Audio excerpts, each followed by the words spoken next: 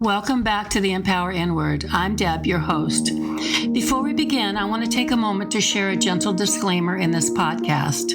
I speak openly about trauma, loss, and healing. My goal is to share my personal journey, not to offer you medical or psychological advice. Please listen with care, be mindful of your emotional state, and take breaks or seek support if any part of this episode brings up different feelings. You're not alone. You're safe here, and I honor you for joining me. If parents had known better, they may have done better. They may have not known better then. I choose to know better now. The cycle did not break when they changed. It broke when I did. Returning after grief. This is a message to my Empower Inward family. Thank you for your patience and your kindness. Before we begin today's story, I want to thank each of you for allowing me the time to be fully present with my family as we celebrated my mom's life. Life reminded me that sometimes the most important thing we can do is simply be present with the people we love. There are moments when life asks us not to push through, but to slow down, to feel, to love, and to honor what matters most. One of the messages at the heart of Empower Inward is that healing isn't the absence of tears. Healing is allowing love to flow through the tears. That is what I've been practicing, and I hope you'll give yourself the same permission when life asks it of you. Thank you for walking this journey beside me. Your kindness has been a gift I will never forget. Now, let's continue our journey together. Remember, love is here. There comes a moment in some lives when you realize that love is not enough. Not because you didn't care, not because you didn't try, but because staying would require abandoning yourself. After divorcing the father of my children for the second time, I found myself standing at another crossroads. I had hoped things would be different. I had hoped the lessons had been learned. I had hoped love would somehow be enough to heal what was broken. It wasn't. What followed was not just another divorce.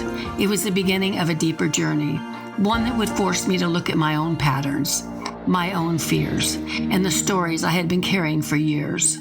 I was raising children, attending therapy, trying to understand myself, and slowly realizing that healing wasn't about changing someone else. It was about changing my relationship with myself. This chapter of my life was painful, but it was also sacred. Because sometimes the end of one story creates the space for the life you were always meant to live. In this episode, I share what happened after that second divorce, the lessons I couldn't yet see, and how it felt like another failure eventually become one of the greatest gifts of my life. Welcome to episode 12. The list. As I continued working with my therapist, my life kept moving forward. I was raising my children. I was running my daycare. I continued doing my personal work and healing from the past. At the same time, I began thinking about my future. I loved owning my daycare, but something inside me wanted a new challenge. After spending a lot of time thinking about it, visiting the college, and exploring different possibilities, I finally made a decision. I was going to become a registered nurse. The decision felt exciting, it felt scary, and it felt right. For the first time in my life, I felt like I was intentionally building a future instead of simply reacting to circumstances. As the years passed, I continued balancing motherhood, work, school, and therapy. Eventually, I felt ready to start dating again. Before I did, I brought it up with my therapist. I'll never forget what she said. She looked at me and said, "You know what you might want to do before you start dating?" I told her, "I'm listening." She said, "Take a piece of paper and draw a line right down the middle. On one side, write the qualities you want in a man. On the other side, write the qualities you do not want in a man." At first, it sounded almost too simple, but I went home and did exactly what she suggested. I sat down with a blank piece of paper and started writing. On one side, I listed the qualities I wanted: honesty, kindness, responsibility, dependability, respect, and emotional availability. On the other side, I wrote the qualities I never wanted to ignore again: dishonesty, addiction, manipulation, unpredictability, irresponsibility, and broken promises. As I stared at the page, something began to happen. For the first time, I wasn't focused on finding someone to love me. I was focused on understanding what a healthy relationship actually looked like. I wasn't just making a list. I was creating a roadmap built from every lesson, every heartbreak, every disappointment, and every insight I gained along the way. Looking back now, that piece of paper represented something much bigger than a dating exercise. It was evidence that I was changing. For the first time, I wasn't letting life choose for me.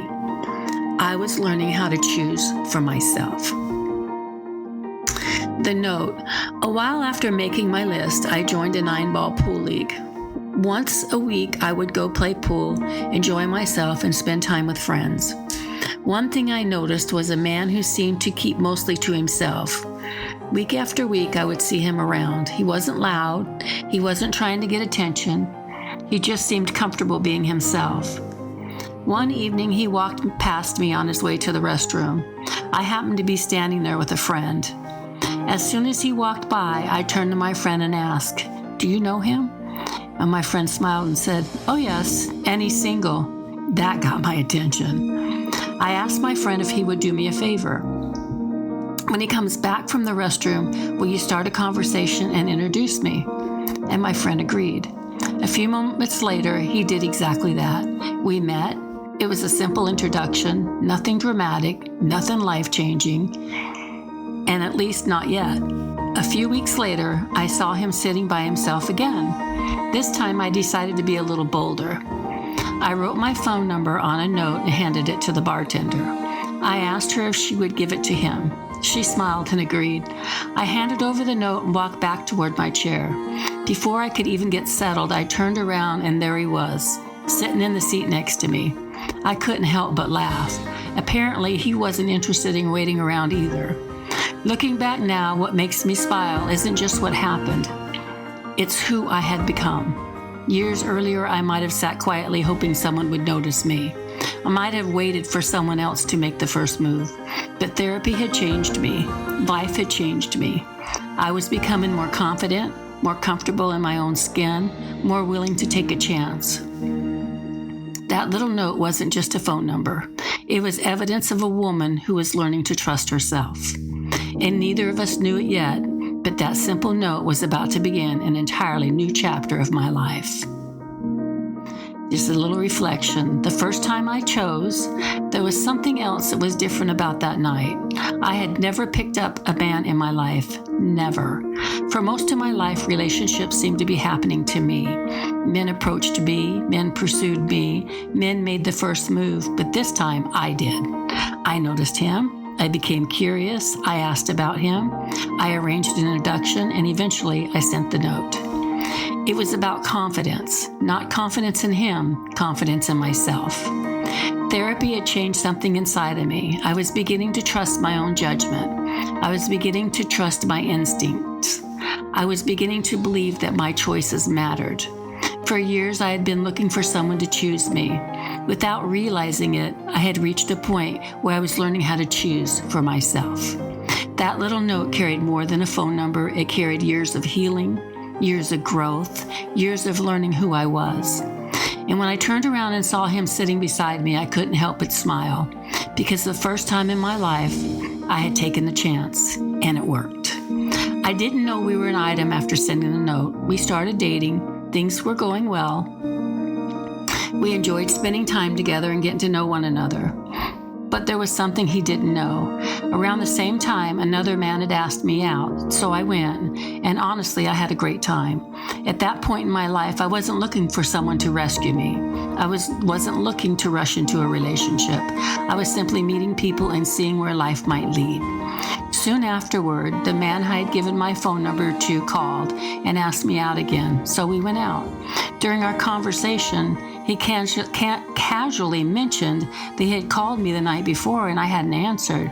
I smiled and told him the truth. Yes, I was out on another date. The color immediately drained from his face. I could tell he was completely caught off guard. Then he said something that made me laugh. I thought we were dating. I looked at him and said, "We are dating?" Then I paused. But I wasn't aware we were an item. The look on his face was priceless. Looking back now, I realized we were both coming at the situation from very different places. I thought we were getting to know each other. Apparently, he had already decided he liked me quite a bit. For me, this moment represented something much bigger than a funny misunderstanding. It showed me how much I had changed. For years, relationships had often felt urgent. This time they didn't. I wasn't trying to force anything. I wasn't trying to make someone choose me. I wasn't trying to rush toward a future. I was simply enjoying the process of getting to know someone. For the first time in my life, I felt comfortable letting a relationship unfold naturally. And judging by the look on his face that night, I think he was a little further ahead in the process than I was. One simple rule. As time passed, we became inseparable. We spent countless hours talking, laughing, and getting to know each other. The more we spent time together, the more obvious it was becoming that something special was happening. We genuinely enjoyed being together. And before long, we found ourselves talking about how serious our feelings were becoming. One evening, while we were having one of those conversations, he said something I have never forgotten. Out of nowhere, he looked at me and said, "There's one thing I want you to remember." I listened. Then he said, "Don't do anything in our relationship that you wouldn't want me to do." That was it. No long speech, no complicated explanation, just one simple statement. I sat there thinking about it for a moment. Then I said, "Fair enough." The more I thought about it, the more I realized how much wisdom was packed into that one sentence. It wasn't about rules. It wasn't about control. It wasn't about telling the other person what they could or couldn't do. It was about respect, mutual respect. It was about integrity. It was about honesty. It was about remembering that every choice we make affects the person we love. And everything I had experienced in previous relationships, this felt different. Simple, clear, fair. As I thought about it over the following days, I realized something important. That one statement covered almost everything. If I wouldn't want him doing it, why would I do it? If he didn't want me doing it, why would he do it? It created a standard that applied equally to both of us. No double standards, no special exceptions, just mutual accountability. Looking back now, I think what impressed me the most wasn't the rule itself, it was the character behind it. For the first time in a very long time, I felt like I was building a relationship on a foundation of respect instead of uncertainty. And that felt incredibly refreshing. Blending our families. By the end of that year, he proposed. After everything I had been through, the moment felt very different than it might have years earlier. This wasn't based on fantasy. It wasn't based on rushing into something. We had spent time together to know each other. We had talked, we had laughed, we had built trust, and now we were talking about building a life together. Of course, there was something else we had to consider: children. He had a 17-year-old son still living at home. My son was 12 and my daughter was 2.5. Together, we would be creating a household with 3 children from very different stages of life. Because I had the larger home, they moved in with us. Like most blended families, we did the best we could. We were learning as we went. But there was one conversation I had made sure we had early in our relationship. I told him something that was very important to me. I said, "I will not be parenting your children, and you don't need to parent mine." That statement wasn't a lack of love. It wasn't about a lack of concern. It wasn't about creating distance. It was about recognizing something important. His children already had a mother and a father. My children already had a mother and a father.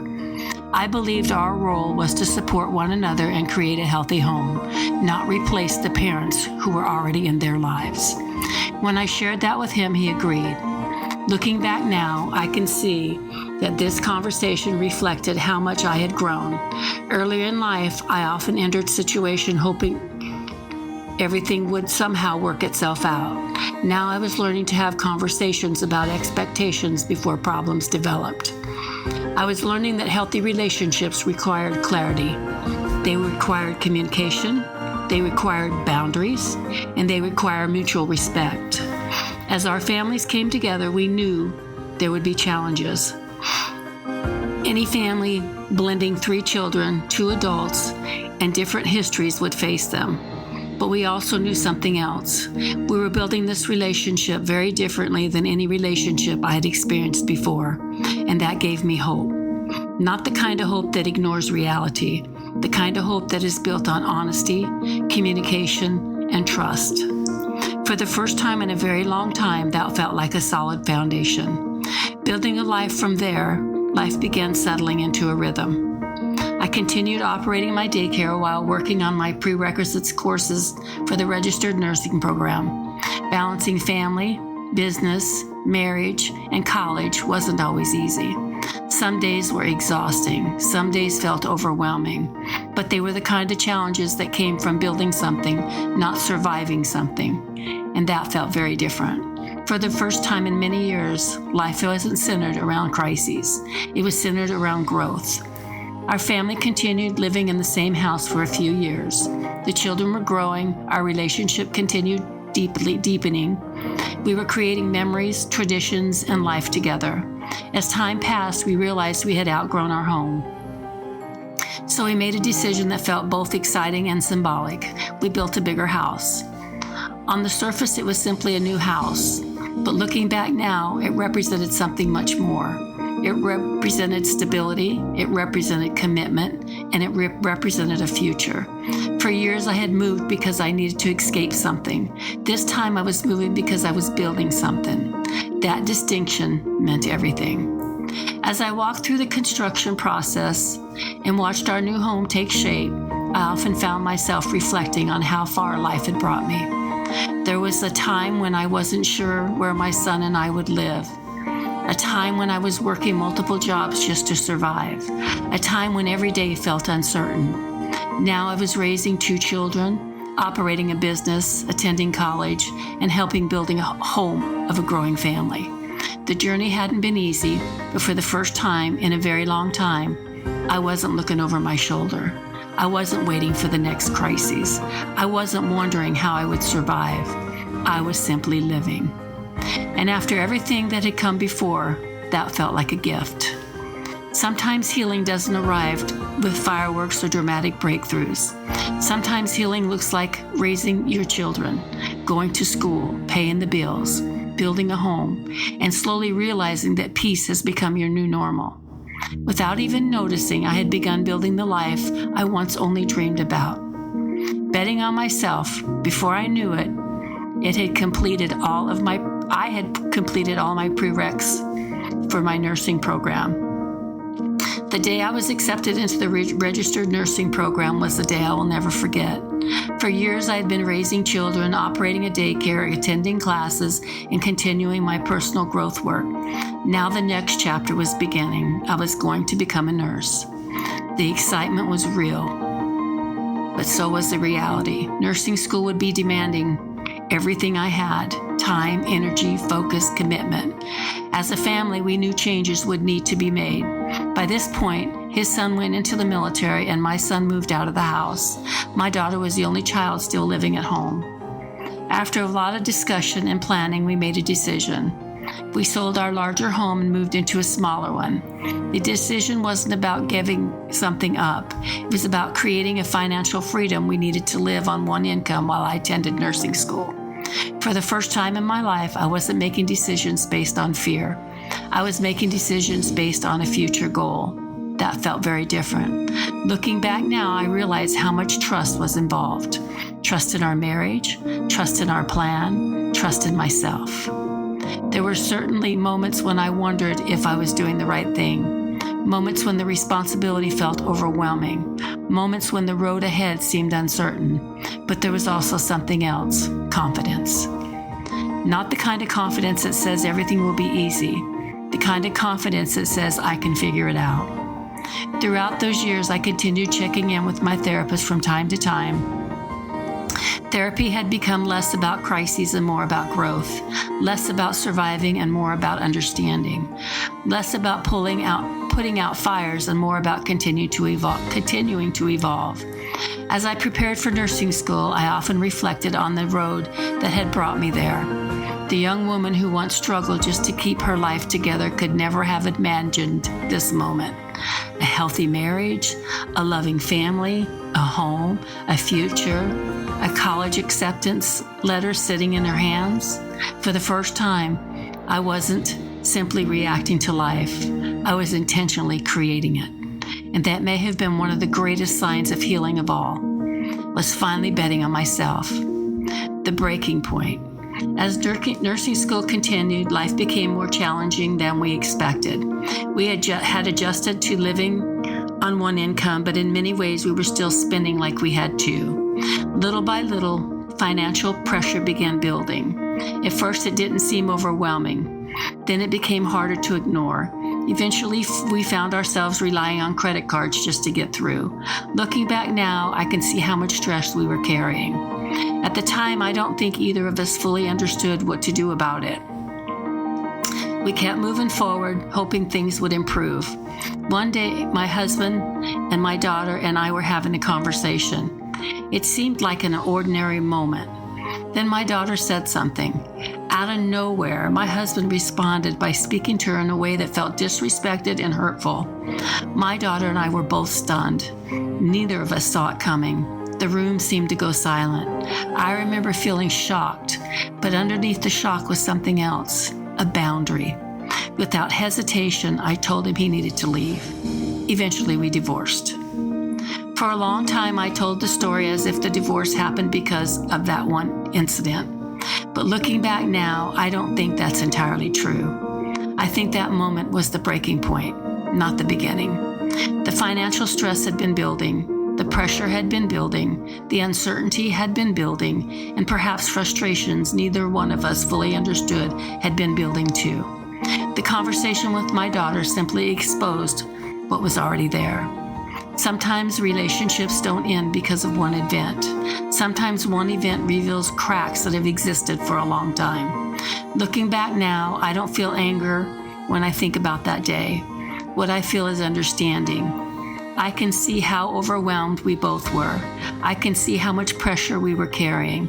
And I can also see why I reacted the way I did. After everything I had lived through, protecting my children was not negotiable. The moment I felt that line had been crossed, I acted. Whether the divorce was caused by that conversation, the financial stress, or a combination of many things, I know one thing for certain. That day marked the end of another chapter and the beginning of yet another season of growth, learning, and self-discovery. The opportunity I almost missed. Eventually, my husband and I started talking again. To be honest, I don't even remember exactly how it happened. What I do remember is that the conversation slowly opened and reopened a door that had once been closed. This time, however, something was different. Before we ever discussed getting back together, he made things right with my daughter. That mattered to me. The issue had never simply been about our marriage. It had been about respect. And once that relationship was repaired, the possibility of rebuilding our relationship became possible too. As time passed, we found ourselves growing close again. Eventually, he had asked me to marry him again. And once again, I said yes. Life moved forward. I continued working toward my nursing degree. Classes, studying, family life, and everyday responsibilities filled my days.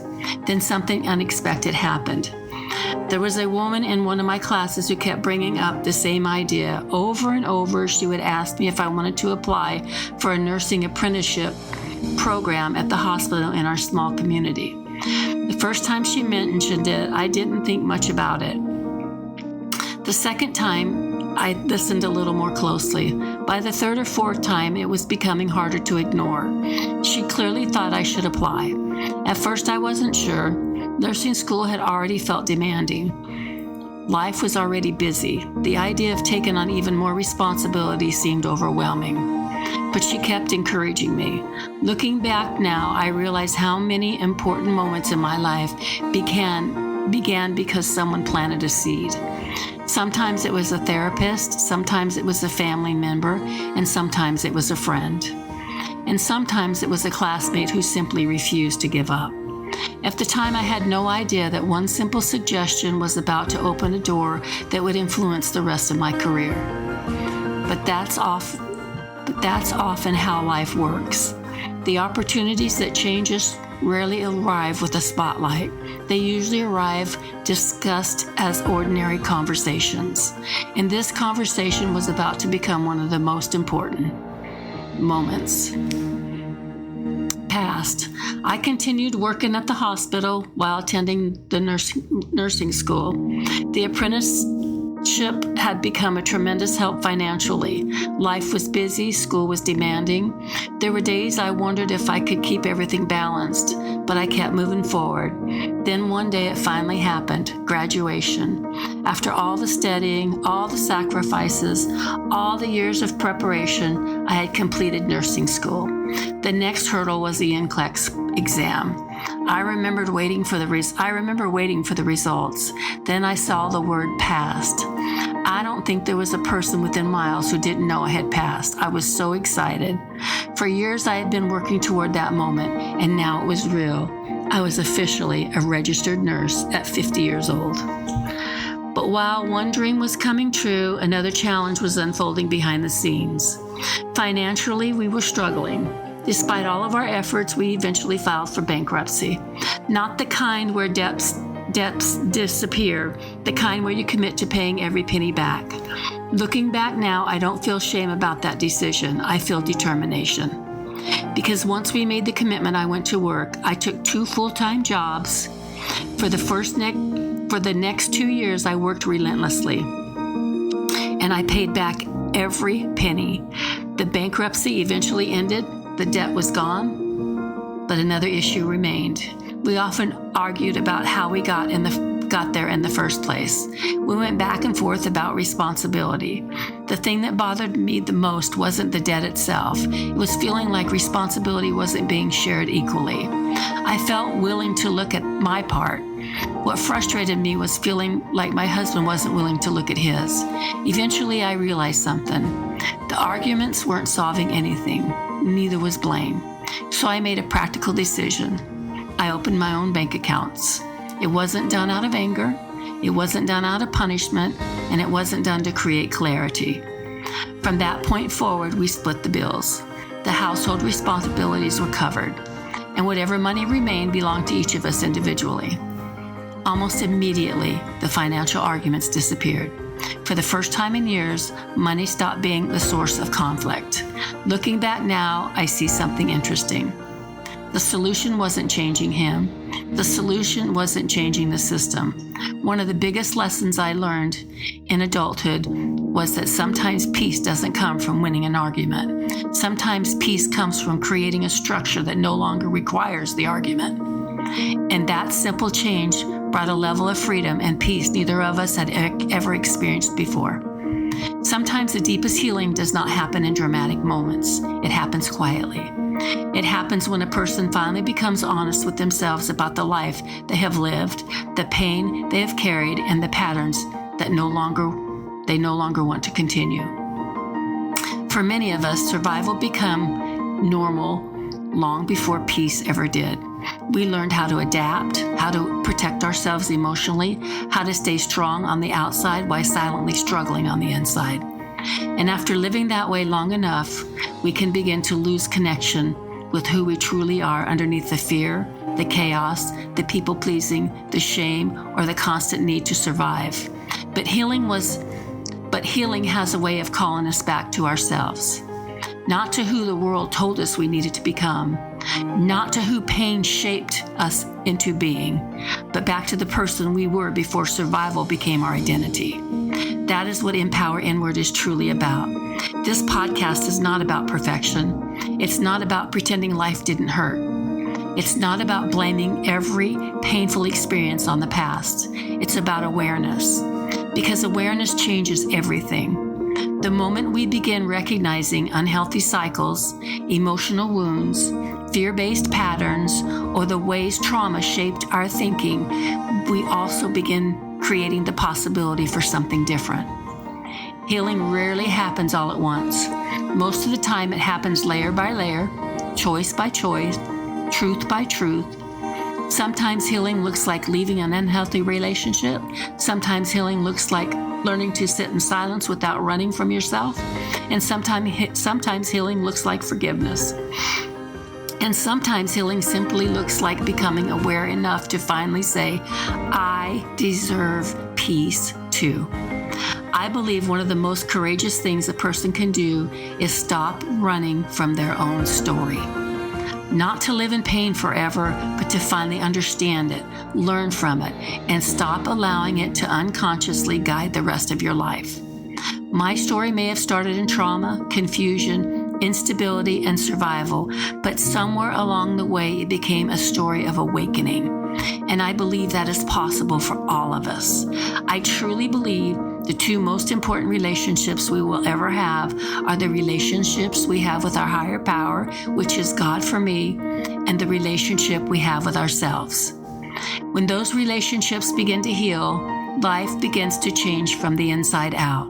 So wherever you are today, whether you're just beginning your healing journey or already walking through it, I want you to remember this.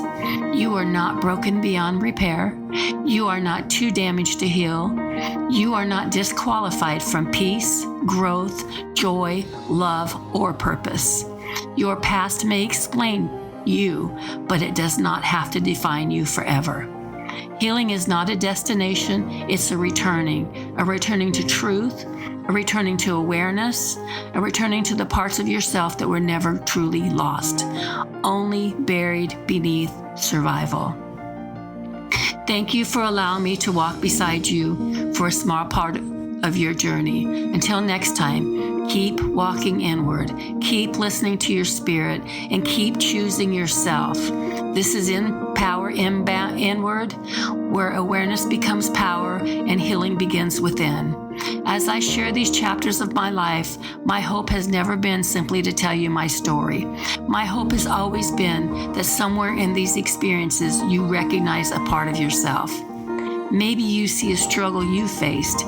Maybe you recognize a pattern you've been carrying. Maybe you hear something that helps you understand your own journey a little more clearly. For much of my life, I believed healing would come from changing the circumstances around me. What I eventually discovered was that lasting change began when I turned inward and became aware of the stories, beliefs, and patterns that were shaping my life. That journey changed everything. If these episodes are stirring something within you, if you're feeling called to better understand yourself, your experiences, your relationships, or the patterns that continue to show up in your life, know that you do not have to walk that path alone. Through Empower Inward coaching, I help people develop greater awareness, uncover what may have been holding them back, and create meaningful change from the inside out. Not because you need fixing, not because there's something wrong with you, but because healing often happens more easily when someone walks beside you. If that feels right for you, I'd be honored to support you on your journey. You can find information about coaching at empowerinward.com. Until next time, remember, awareness creates choice. Choice creates change. This is Coach Deb, and this has been Empower Inward. Keep empowering inward. Thanks.